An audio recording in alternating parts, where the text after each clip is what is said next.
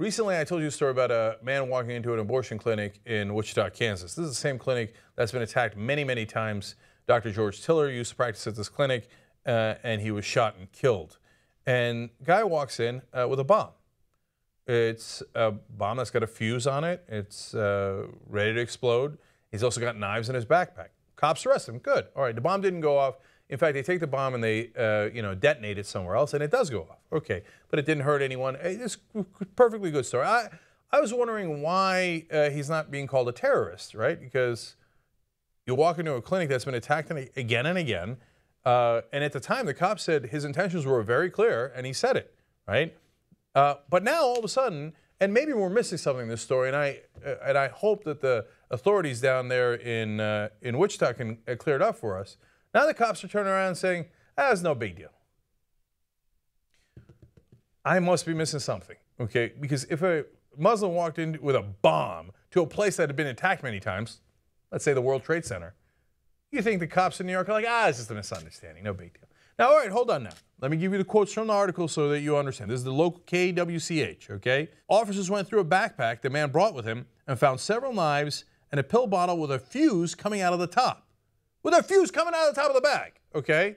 Now, amazingly, and by the way, the suspect is Moises Trevizo, and the spokesman for the police is Lieutenant James Espinoza. Wichita police say the man had a small improvised explosive device which was set to explode. WPD Captain Doug Nolte says the device was small but still dangerous.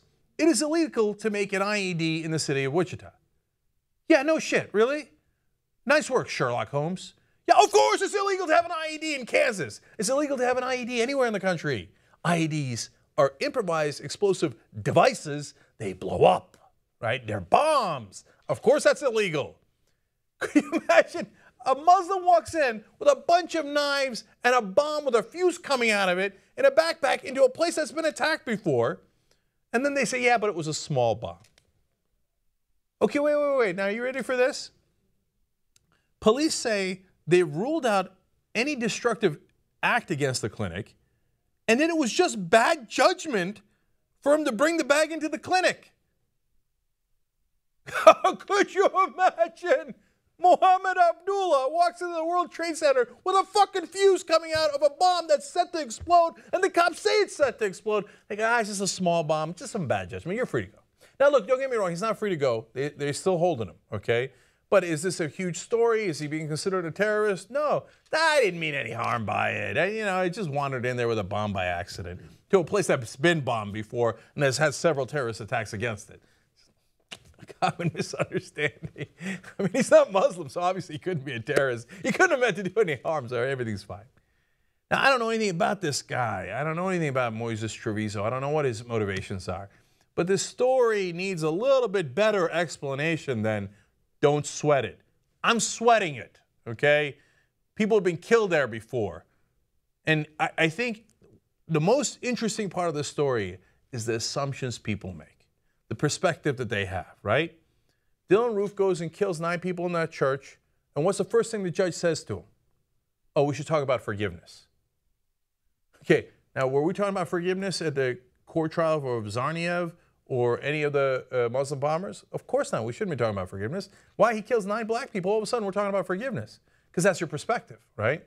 Oh, that kid looks like he could be my kid. Let's start talking about forgiveness right away. And his family, I feel terrible for his family.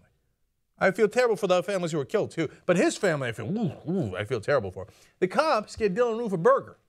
They get him a Burger King after they apprehended him. You think they're getting Khalid Sheikh Mohammed a burger? Khalid Sheikh Mohammed probably didn't eat for weeks. I got no sympathy for that guy.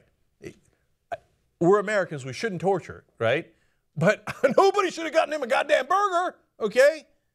But for those guys, you got a bomb, you got this, you got that. You're danger, terrorist. Other guys, oh, that guy looks like me. Bad judgment. Let's just wrap it up. Now, don't wrap it up. Give me a hell of a lot better explanation than the one you've given so far. Young Turks.